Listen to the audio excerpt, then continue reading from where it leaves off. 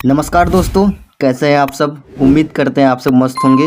और आज के वीडियो में हम लोग जानने वाले हैं क्लास 12 जो केमिस्ट्री है, चैप्टर नंबर 4 रासायनिक बलगतिकी का जो है ये वीडियो चलेगा पार्ट बाय पार्ट। ठीक है, अगर आप लोग नहीं भी पढ़े हैं तो मेरे साथ रिवीजन कर सकते हैं। ठीक है, और यहाँ पे देख सकते हैं एकदम बेसिक शुरुआत से शुरू करेंगे। ठीक है, और जो भी आने वाले पार्ट होंगे वो सब भी आप देख लीजिएगा। ठीक है, जो आएगा, और इसलिए जो है हमारे चैनल को सब्सक्राइब कर लीजिएगा क्योंकि आने वाला वीडियो आप तक पहुंच पाएगा। ठीक है, तो चलिए वीडियो को शुरू करते हैं। ठीक है, तो रिवीजन करने के लिए जो है यहाँ पे मेरा नोट्स यहाँ पे है। ठीक है, मैंने ही खुद से हाथ से नोट्स बनाया है। और यहाँ पर देख सकते हैं कि रासायनिक बलगतिकी चैप्टर है। तो सबसे पहले यहाँ पे जो है रासायनिक बलगतिकी होता क्या है, पहले ये समझना होगा। उसके बाद ना इसको चैप्टर के बारे में समझेंगे। पहले यही नहीं समझेंगे कि रासायनिक बलगतिकी होता क्या है तो उसके अंदर की चीज़ कैसे समझ पाएंगे। ठीक है, तो इसको समझना बहुत ज़रूरी होता है। ठीक है, तो यहाँ पर देख सकते हैं कि रासायनिक बलगतिकी की परिभाषा कैसे कर सकते हैं कि रासायनिक बलगतिकी जो होता है रसायन विज्ञान की वह शाखा रसायन विज्ञान की वह शाखा जिसके अंतर्गत रासायनिक अभिक्रिया के वेग तो रासायनिक अभिक्रिया के वेग तथा वेग को प्रभावित करने वाले कारकों का अध्ययन किया जाता है। तो क्या कहलाता है, रासायनिक बलगतिकी कहलाता है। ठीक है, अब चलिए उसके बाद है रासायनिक अभिक्रिया के प्रकार।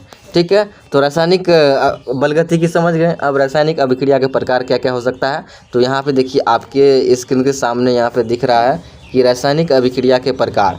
तो रासायनिक अभिक्रिया 3 प्रकार के होती है। ठीक है, कितने प्रकार के, तो रासायनिक अभिक्रिया 3 प्रकार की होती है। कितने प्रकार के, 3 प्रकार के होते हैं। एक होते हैं अति तीव्र रासायनिक अभिक्रिया, एक होता है माध्यम गति रासायनिक अभिक्रिया, और एक होता है नीचे में दिया गया है एक है क्या, अति मंद रासायनिक अभिक्रिया। ठीक है, अब समझेंगे कि अति तीव्र रासायनिक अभिक्रिया क्या होती है। तो वैसी रासायनिक अभिक्रिया जिसे पूर्ण होने में या जिसे पूरा होने में जो है कितना समय लगे, तो पूरा होने में कुछ ही समय लगता है, वो क्या कहलाता है, अति तीव्र अभिक्रिया कहलाती है। पूरा मतलब जो है उस अभिक्रिया को पूरा होने में बहुत कम समय लगता है, बहुत कम, या तो सेकेंड के रूप में। ठीक है, एकदम ना के बराबर लगता है, तो उसे क्या कहेंगे, अति तीव्र रासायनिक अभिक्रिया कहेंगे। जैसे यहाँ पे एग्जांपल है NaOH। ठीक है, उसके बाद क्या है NHCl। जब ये दोनों को अभिक्रिया कराया गया तो Na जो है Cl के साथ अभिक्रिया मिल गया, और OH जो है H के साथ यानी H2O जल प्राप्त हुआ। ठीक है, यानी कि नमक और जल प्राप्त हुआ जब ये दोनों को अभिक्रिया किया गया। लेकिन ये अभिक्रिया बहुत जल्द हो गया। ठीक है, इसलिए इसे अति तीव्र अभिक्रिया कहते हैं। समझ में आ गया और सीधे दिमाग में फिट हो जाएगा। ठीक है, चलिए उसके बाद क्या है, माध्यम गति अभिक्रिया क्या होती है। तो माध्यम गति जो मध्य का होता है। ठीक है, तो मध्य का मतलब वैसी रासायनिक अभिक्रिया जिसे पूर्ण होने में कितना, कुछ मिनट का समय लगता है, या कुछ मिनट का समय, या फिर कुछ जो है पूर्ण होने में कुछ मिनटों का समय लगता है, तो उसे क्या कहेंगे, माध्यम गति अभिक्रिया कहते हैं। ऐसी अभिक्रिया जिसे पूर्ण होने में कुछ मिनट का समय लगे रासायनिक अभिक्रिया नहीं, माध्यम गति रासायनिक अभिक्रिया कहते हैं। और जो है इस चैप्टर में हम लोग इसी का अध्ययन करेंगे। बोलेगा ऑब्जेक्टिव आता है कि रासायनिक अभिक्रिया के अंतर्गत किस अभिक्रिया का अध्ययन करते हैं, यानी रासायनिक बलगति के अंतर्गत किस अभिक्रिया का अध्ययन करते हैं, तो माध्यम गति का अभिक्रिया का अध्ययन करते हैं। और इसका एग्जाम्पल नीचे दिया गया है, यहाँ पर देख सकते हैं आप लोग। क्या है कि माध्यम गति अभिक्रिया का एग्जाम्पल है N2 + 3N2।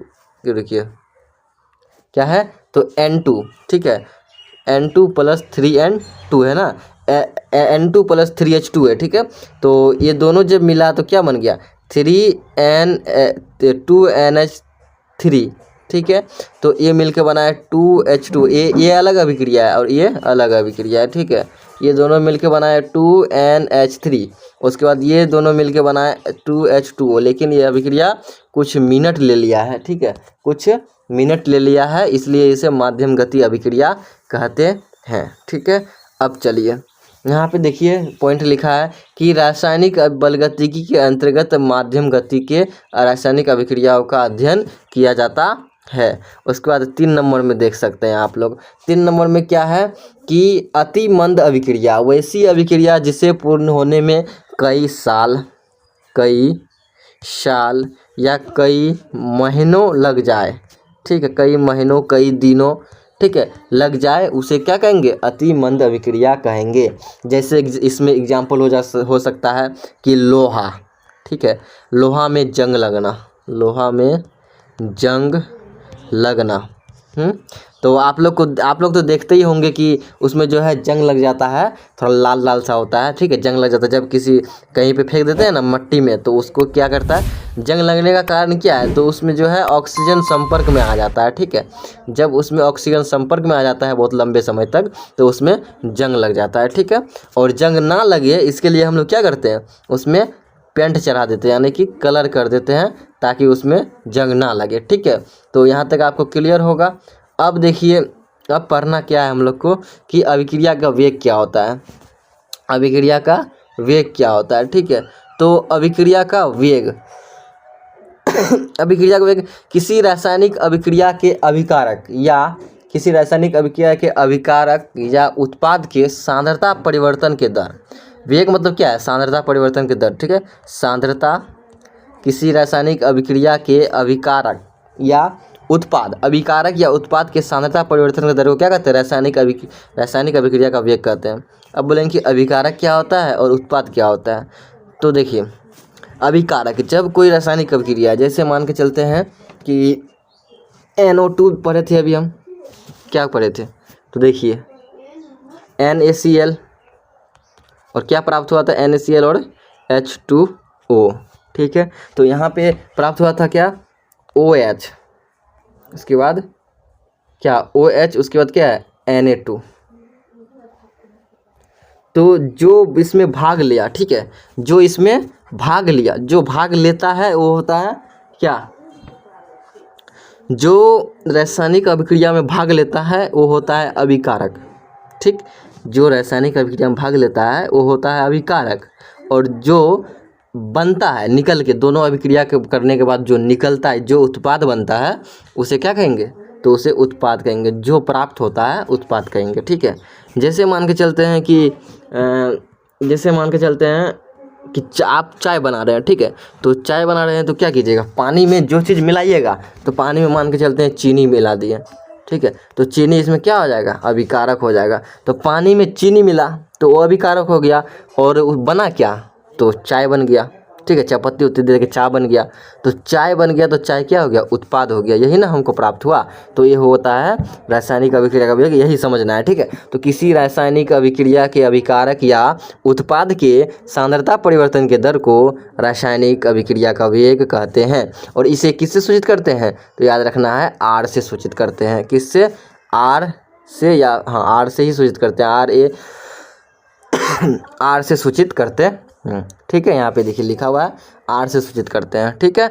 चलिए, अब रासायनिक अभिक्रिया का वेग हो गया। अब रासायनिक अभिक्रिया का वेग का प्रकार क्या क्या होगा, तो यहाँ पे देखिए लिखा हुआ है, क्या लिखा है कि रासायनिक अभिक्रिया में अभिक्रिया का जो वेग होता है, ठीक है, जब भी होगा अभिकारक, तो हमेशा याद रखना है अभिकारक माइनस में होगा और उत्पाद जो होगा वो प्लस में होगा, ठीक है। यहाँ पे लिखा हुआ है कि अभिकारक नेगेटिव होगा और उत्पाद पॉजिटिव होगा, ठीक है। यहाँ तक क्लियर है। और अभिकारक को R से सूचित करते हैं और उत्पाद को P से, ये भी आपको याद रखना है कि अभिकारक को किससे सूचित करते हैं, R से, ठीक है, और उत्पाद को P से, यानी P से होता है प्रोडक्ट, ठीक है।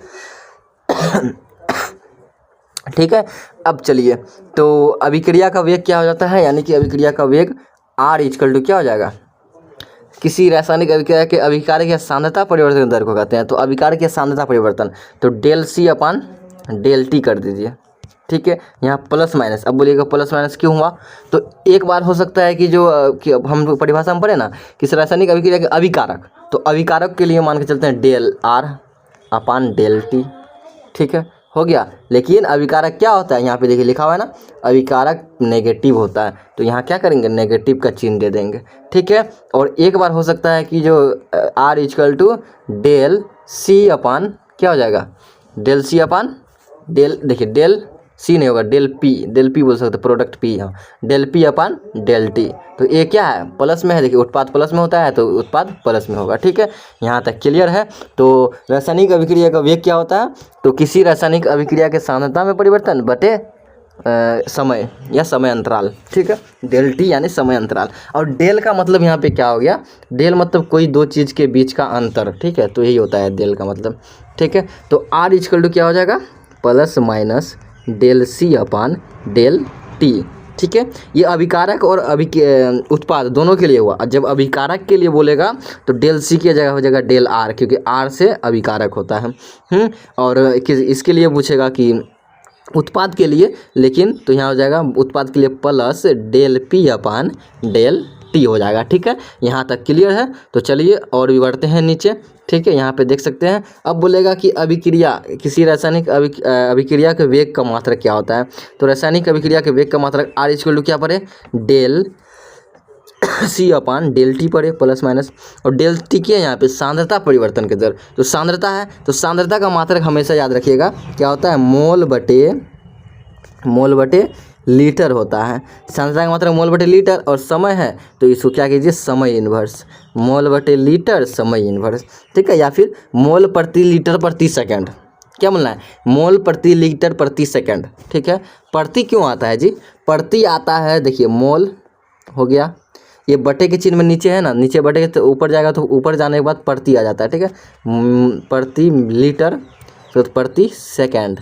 ठीक है, ये इसका मात्रक होता है। तो ये आप लोग दिमाग में एकदम फिट कर लीजिए कि किसी रासायनिक अभिक्रिया का वेग का मात्रक मोल प्रति लीटर प्रति सेकंड, मोल प्रति लीटर प्रति सेकंड। मेरे साथ पढ़िए कि किसी रासायनिक अभिक्रिया का वेग का मात्रक, किसी रासायनिक अभिक्रिया का वेग का मात्रक क्या होता है, तो मोल प्रति लीटर प्रति सेकंड, मोल प्रति लीटर प्रति सेकंड, या फिर ऐसे बोल सकते हैं मोल बटे लीटर प्रति सेकंड, मोल बटे लीटर प्रति सेकंड, मोल बटे लीटर प्रति सेकंड। क्लियर है, चलिए क्लियर है। क्या मज़ा आ रहा है ना रिवीजन करने में, और सब्सक्राइब करते जाइएगा। ठीक है, चलिए सब्सक्राइब करते जाइएगा। ठीक है, मैं था गुजरी, चलिए यहाँ तक क्लियर है। उसके बाद देखिए और ये जो होता है ना, ये किसी रासायनिक अभिक्रिया का जो मात्रक होता है, गैसीय अभिक्रिया का मात्रक नहीं हो सकता। ठीक है, गैसीय अभिक्रिया का मात्रक कभी नहीं हो सकता है। अब अभिक्रिया के वेग का प्रकार, अब बोलेगा कि अभिक्रिया के वेग का कितना प्रकार होता है, कितने प्रकार होते हैं। तो हम उस समय बोले थे ना, अभिक्रिया के वेग जो होते हैं, किसी रासायनिक अभिक्रिया की सांद्रता, किसी रासायनिक अभिक्रिया के अभिकारक या उत्पाद के सांद्रता परिवर्तन के दर को क्या कहते हैं, रासायनिक अभिक्रिया के वेग कहते हैं। अब इनके दो प्रकार हैं, एक क्या है, तो एक है औसत वेग और एक है तात्क्षणिक वेग। ठीक है, औसत वेग क्या होता है, तो औसत किसी रासायनिक अभिक्रिया के लंबे समय अंतराल में, ठीक है, उत्पाद या सांद्रता परिवर्तन, उत्पाद या अभिकारक के सांद्रता परिवर्तन दर को कहते हैं। ठीक है, ये होता है लंबे समय अंतराल में, और तात्क्षणिक होता है सूक्ष्म समय अंतराल में। ठीक है, सूक्ष्म समय अंतराल में, और ये होता है औसत समय अंतराल में। ठीक है, ये याद रखना है। अब देखिए तात्क्षणिक के लिए क्या करते हैं, डी का यूज करते हैं। ठीक है, तो डी आर अपन डी टी ऐसे करते हैं, डी पी अपन डी टी। ठीक है, तो ये हो जाता है हमको किस लिए, तात्क्षणिक के लिए। और ये औसत के लिए क्या करते हैं, उसमें तो डी टी करते हैं, लेकिन इसमें क्या करते हैं, del R upon del T. ठीक है, यही सब यूज करते हैं। चलिए और भी जानते हैं नीचे, यहाँ पे देखिए, अब यहाँ परिभाषा लिखा हुआ है। ठीक है, कि औसत वेग क्या होता है, तो औसत वेग यहाँ पे हेडिंग दिया गया है कि किसी लंबे समय अंतराल में अभिकारक या उत्पाद के सांद्रता में परिवर्तन के दर को औसत वेग कहते हैं।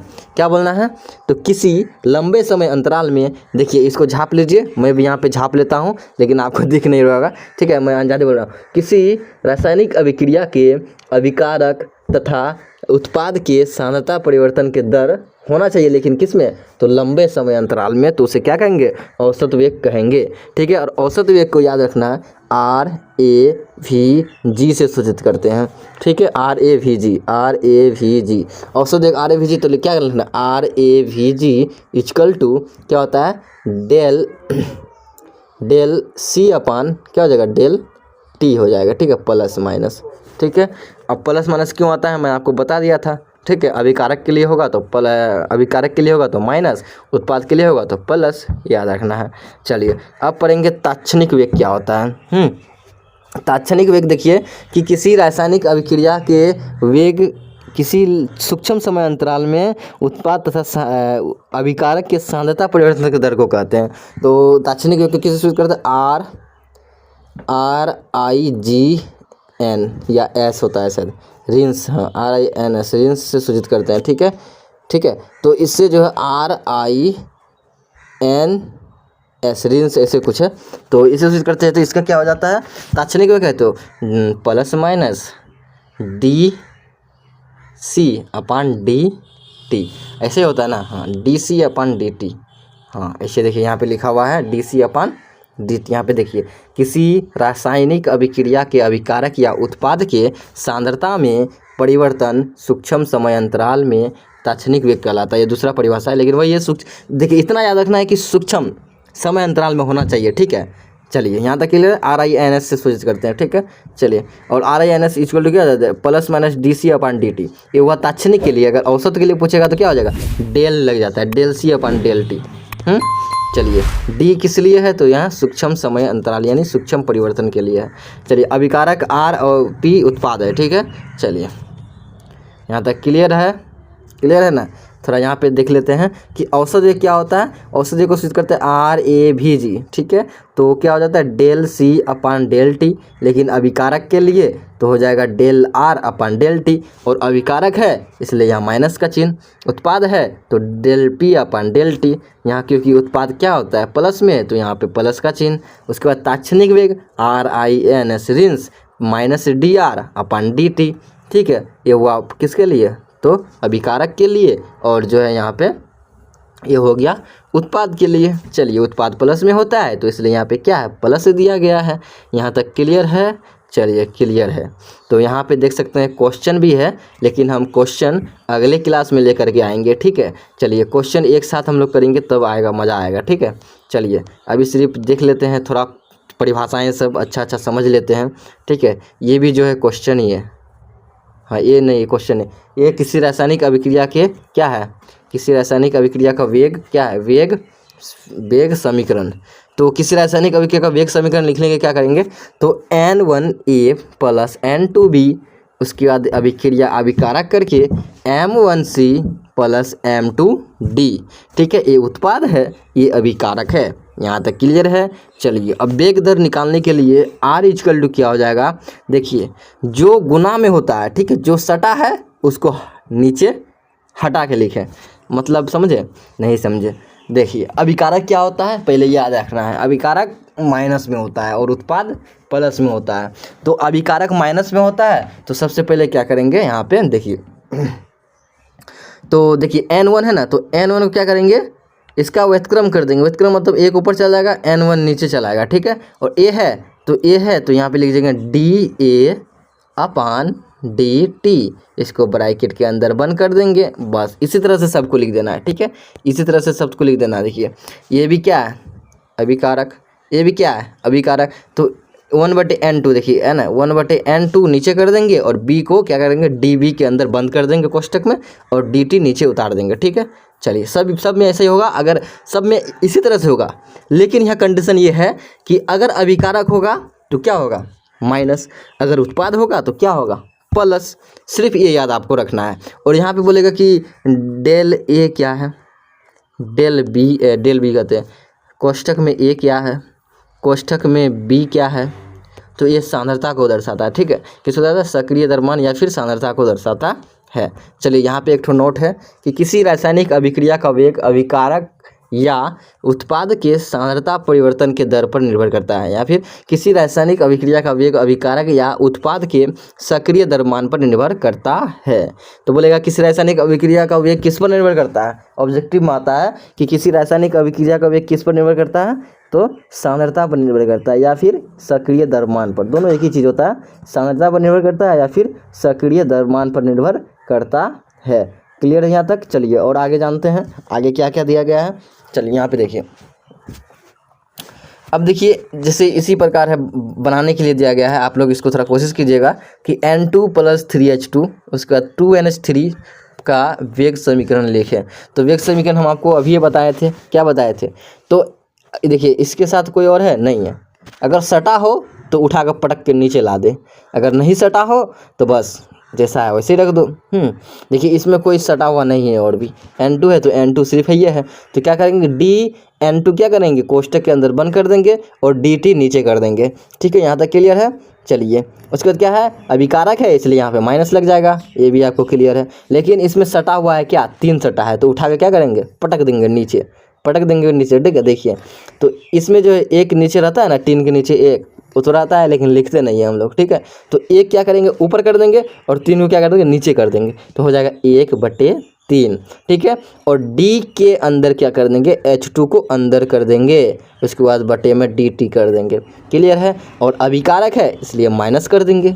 बस यहाँ तक क्लियर है ना? क्लियर है। अब चलिए +1/2 dNH3/dt, +1/2 क्या है, देखिए यहाँ पे 2 सटा हुआ है, अगर देखो सटा हो तो उठा के पटक दो।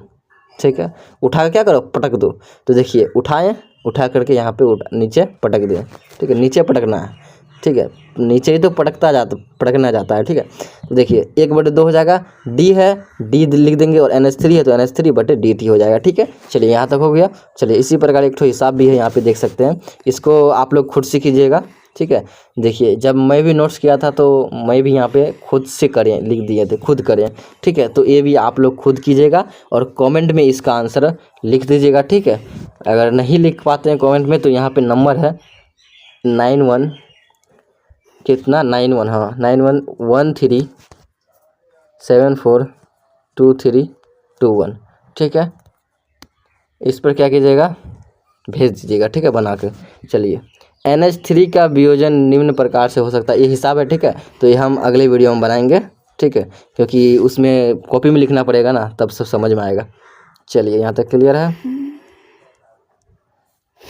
चलिए ये सब हिसाब है। उसके बाद देखिए यहाँ पे खुद प्रयास करें, यही सब है। देखिए खुद प्रयास करें, वेग समीकरण लिखें।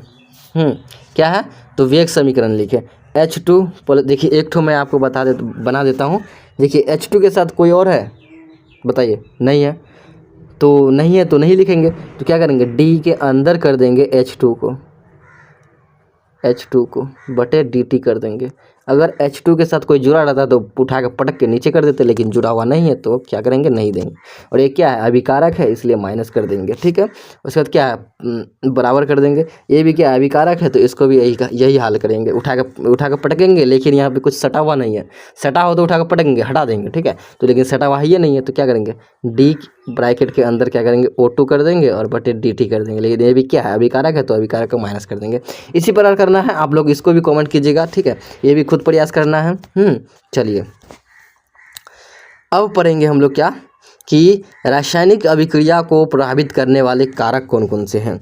ठीक है, तो याद रखिएगा, रासायनिक अभिक्रिया को प्रभावित करने वाले कारक है, एक ठो ताप, क्या है, ताप, एक ठो दाब और एक है सांद्रता और एक है उत्प्रेरक। ये 4 ठो याद कर लीजिए।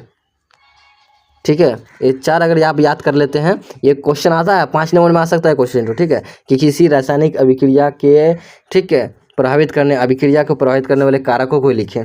देखिए ताप, देखिए सबसे पहले तो ताप बढ़ाने पर, किसी रासायनिक अभिक्रिया के ताप बढ़ाने पर अभिक्रिया का वेग क्या होता है, बढ़ता है। जैसे ही ताप बढ़ाते हैं तो क्या होता है, तो उसके अणुओं के बीच जो है गतिज ऊर्जा जो है बढ़ जाता है। ठीक है, अणुओं के बीच गतिज ऊर्जा बढ़ जाता है, जिसके कारण टक्कर भी बढ़ जाता है। इसलिए जो है ताप बनाने पर किसी रासायनिक अभिक्रिया का वेग बढ़ जाता है।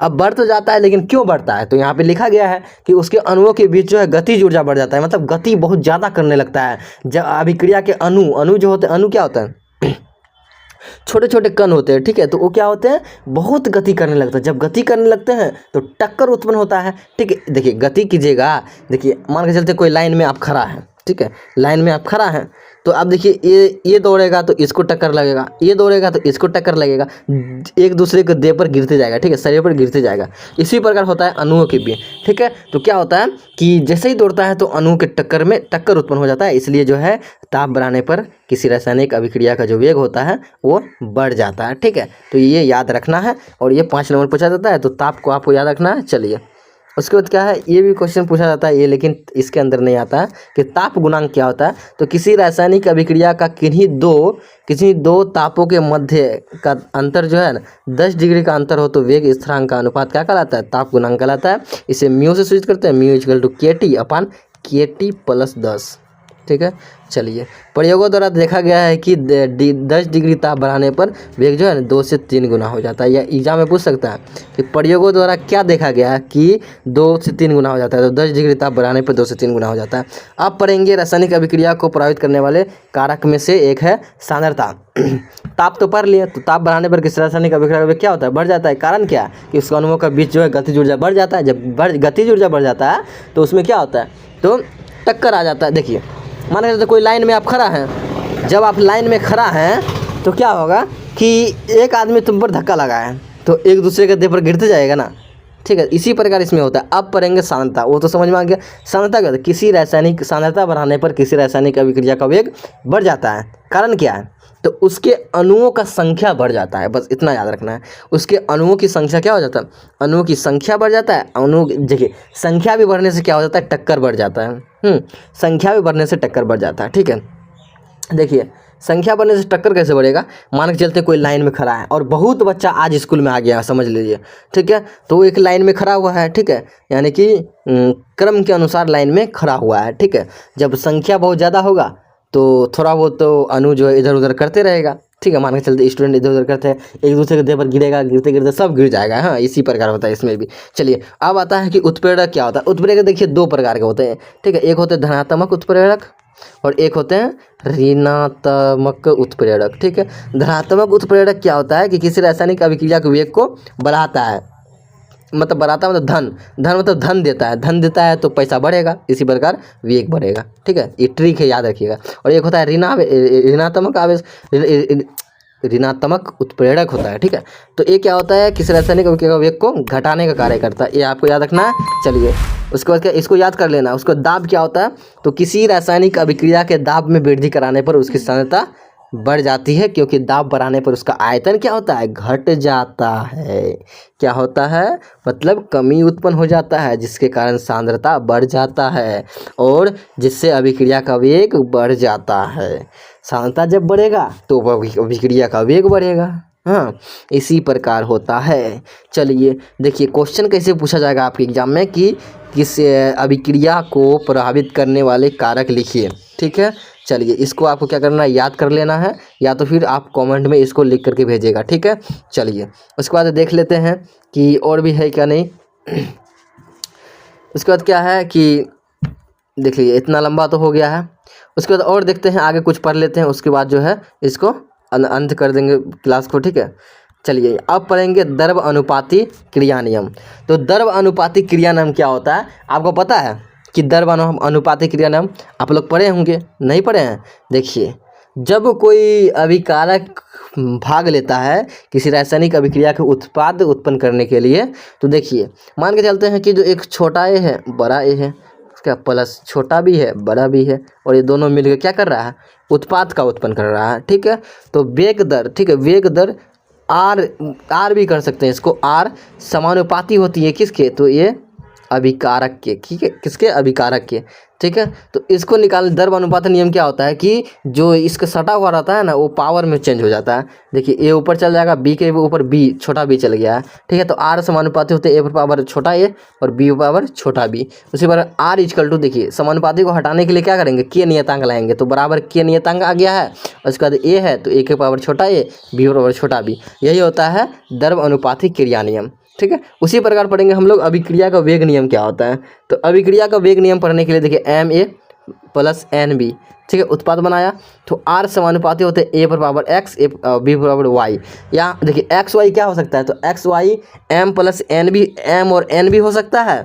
ठीक है, या फिर उसके बराबर भी हो सकता है, एम और एन के बराबर भी हो सकता है और नहीं भी हो सकता है। ठीक है, देखिए और एक्स और वाई को ही क्या कहते हैं, इसके योग को क्या कहते हैं, एक्स और वाई उसके घातों के योग को क्या कहते हैं, कोटि कहते हैं। ये हम लोग पढ़ेंगे इधर नीचे में। ठीक है, तो चलिए यहाँ तक क्लियर होगा ना। बस इसमें इतना याद रखना है कि उसको घात चढ़ा देते हैं ना। ठीक है, बस वही क्या होता है, अभिक्रिया का वेग नियम हो जाता है। ठीक है, चलिए अब देखिए यहाँ पे कुछ दिया गया है, क्या है देख लीजिए थोड़ा। कि वेग नियम वह समीकरण होता है जो कि किसी रासायनिक अभिक्रिया की वेग का प्रायोगिक निर्भरता अभिकारक की सांद्रता पर होते हैं। बोलेगा कि किसी रासायनिक अभिक्रिया की प्रायोगिक निर्भरता किस पर निर्भर करता है, तो उसके अभिकारक पर निर्भर करता है। इतना याद रखना है। तो वेग समीकरण वह अभिक्रिया होती है जिसमें किसी रासायनिक अभिक्रिया की प्रायोगिक निर्भरता किस पर निर्भर करती है, तो से अभिकारक पर निर्भर करता है। ठीक है, उत्पाद पर नहीं, अभिकारक पर। ठीक है, वेग नियमों के घातों का योग x + y कोटि कहलाता है, अभी हम बोले थे। ठीक है, देखिए r समानुपाती a पर पावर छोटा x, उसके बाद पे है b पर पावर छोटा y। ठीक है, तो ये इसके घातों का योग यानी x + y। घात क्या है, x और y है। देखिए x और y है ना, तो इसके योग बोला है, तो योग क्या कहलाता है, कोटि कहलाता है। ठीक है, ये भी आपको याद रखना है और कोटि से क्वेश्चन भी पूछा जाता है। अब देखिए यहाँ पे k क्या है, वेग स्थिरांक है। ठीक है, बटे क्या हो जाएगा, वेग नियतांक बोल सकते हैं या वेग स्थिरांक बोल सकते हैं। ठीक है, अब चलिए माना a का मान कितना है, 1 है। ठीक है, उसके बाद क्या है, b का मान भी 1 है ना, मान लेते हैं। तो बहुत आप लोग मानते होंगे, तो ये भी मान लीजिए। तो वेग दर के r = क्या हो जाएगा, k 1 पर पावर x और वो 1 पर पावर y, तो क्या हो जाता है, तो k r = k हो जाता है। ठीक है, क्या हो जाता है, r = k, यानी वेग स्थिरांक जो है किसके, वेग नियतांक के बराबर हो जाता है। वेग स्थिरांक नहीं, क्या हो जाता है, तो वेग दर जो होता है वेग स्थिरांक के बराबर हो जाता है। देखिए वेग स्थिरांक क्या होता है, वेग स्थिरांक या वेग नियतांक की परिभाषा क्या होता है, जब किसी रासायनिक अभिक्रिया के अभिकारक जो है, अभिक्रिया के अभिकारक, ठीक है, क्या हो जाता है, बताइए क्या होता है, एकांक हो जाता है। ठीक है, क्या होता है, उसकी सांद्रता क्या हो जाती है, एकांक या 1 हो जाता है, तो उसे क्या कहते हैं, किसी रासायनिक वेग स्थिरांक या वेग नियतांक कहते हैं। क्या कहते हैं, वेग स्थिरांक या फिर वेग नियतांक कहते हैं, वेग स्थिरांक या फिर वेग नियतांक कहते हैं। अब चलिए यहाँ पे देखिए नोट में कुछ लिखा गया है कि वेग स्थिरांक सांद्रता पर निर्भर नहीं करता है। वेग स्थिरांक सांद्रता पर निर्भर नहीं करता, लेकिन रासायनिक अभिक्रिया का वेग सांद्रता पर निर्भर करता है। ये दोनों में हम कन्फ्यूज हो जाते हैं, और आप सब भी हो सकते हैं कि किसी रासायनिक अभिक्रिया का वेग सांद्रता पर निर्भर करता है, लेकिन किसी रासायनिक अभिक्रिया के वेग स्थिरांक, वेग और वेग स्थिरांक में फर्क है, तो वेग स्थिरांक जो है स्थिरांक सांद्रता पर निर्भर नहीं करता है। ठीक है, अब वेग स्थिरांक ताप और उत्प्रेरक पर निर्भर देखिए वेग स्थिरांक जब सांद्रता पर निर्भर नहीं करता है तो किस पर निर्भर करता है, तो ताप और उत्प्रेरक पर निर्भर करता है। किस पर, ताप और उत्प्रेरक पर निर्भर करता है। बोलेगा क्वेश्चन में कि वेग स्थिरांक निर्भर करता है किस पर, तो याद रखिएगा ताप और उत्प्रेरक पर निर्भर करता है। चलिए यहाँ तक क्लियर होगा। अब चलिए यहाँ पे देखिए नोट क्या है, नोट तो पढ़ लिए। अब देखिए NV कोटि की अभिक्रिया का वेग स्थिरांक का मात्रक, जब NV कोटि की अभिक्रिया का वेग स्थिरांक का मात्रक होता है मोल बटे लीटर। ठीक है, 1 - n उसका समय इन्वर्स। ठीक है, देखिए यहाँ पे लिखा गया है n = x + y। जब NB कोटि की अभिक्रिया पूछेगा तब तो देखिए मोल प्रति लीटर। ठीक है, मोल बटे लीटर हो गया, 1 - n समय इन्वर्स। और गैसीय अभिक्रिया के लिए क्या हो जाता है, तो गैसीय अभिक्रिया के लिए हो जाता है ATM 1 - n और समय इन्वर्स। ठीक है, ये भी आपको याद रखना है, 1 - n और समय इन्वर्स हो जाता है। ठीक है, चलिए उसके बाद देखिए आगे क्या है, देखिए हाँ आगे क्या, देखिए यहाँ पे एक तो ये समझ लेते हैं कि किसी अभिक्रिया का वेग नियतांक, ठीक है, निम्नांकित प्रकार से व्यक्त होता है। वेग k = इतना है, तो इस अभिक्रिया की कोटि क्या होता है। तो कोटि हम लोग पढ़े थे कि किसी रासायनिक अभिक्रिया के सांद्रता या पद घातांकों का योग। ठीक है, घातांकों का योग। तो मान के चलते हैं x + y पढ़े थे ना, = इसकी के योग क्या कहलाता है, कोटि कहलाता है। यही पढ़े थे ना। अब देखिए इसमें कोटि क्या होगा, तो इसका घात क्या है, देखिए इसका घात क्या है बताइए। इसका घात देखिए, पहले a का घात कितना है, 2, उसके बाद प्लस कर दीजिए, b का घात कितना है, 1, इसके लिए कितना हो जाएगा, 3। ठीक है, तो इजी है तो पूरा से कि किसी रासायनिक अभिक्रिया के सांद्रता पदों के घातांकों का योग हो गया बराबर 3 आंसर आ गया। ठीक है, यहाँ पे भी लिखा गया है 3 आंसर। चलिए तो यहाँ तक तो क्लियर होगा। और फिर हम लोग जो है और कल के वीडियो में हम लोग पढ़ेंगे, क्या पढ़ेंगे कि देख सकते हैं यहाँ पे कल के वीडियो में पढ़ेंगे कि अभिक्रिया की आणविकता पढ़ेंगे। ठीक है, और अभिक्रिया की कोटि पढ़ेंगे। ठीक है। आणविकता और कोटि पढ़ेंगे, फिर उसके बारे में अंतर जानेंगे। ठीक है, आज की वीडियो यहीं तक रखते हैं। और वीडियो कैसा लगा, अच्छा लगता है तो अगले क्लास में बहुत अच्छे तरीके से जुड़िएगा और शेयर कर दीजिएगा। ठीक है, ये रिवीजन करने के लिए हमारे साथ आ सकते हैं। ठीक है, ऐसे तो हम बहुत बड़ा डिटेल्स तो नहीं पढ़ा सकते हैं, लेकिन आपको समझ में आ गया होगा। ठीक है, तो रिवीजन करने के लिए बिल्कुल आ सकते हैं बिना बिंदास है। और सब्सक्राइब नहीं किए हैं तो हमारे चैनल को सब्सक्राइब जरूर कर लीजिएगा और बेल आइकन को दबाना ना भूलिएगा। ठीक है, क्योंकि जितने सारे नोटिफिकेशन होंगे और आप तक आएंगे। और शाम 7 बजे जो है हमारा लाइव क्लास चलता है, और शाम 7 बजे जरूर जुड़िएगा। चैनल को सब्सक्राइब और लाइक और शेयर जरूर कीजिएगा। मिलते हैं नेक्स्ट वीडियो में, तब तक के लिए जय हिंद, धन्यवाद। और मन लगा के पढ़ाई करते रहिए, और मैं भी मन लगा के पढ़ाई कर रहा हूँ। ठीक है।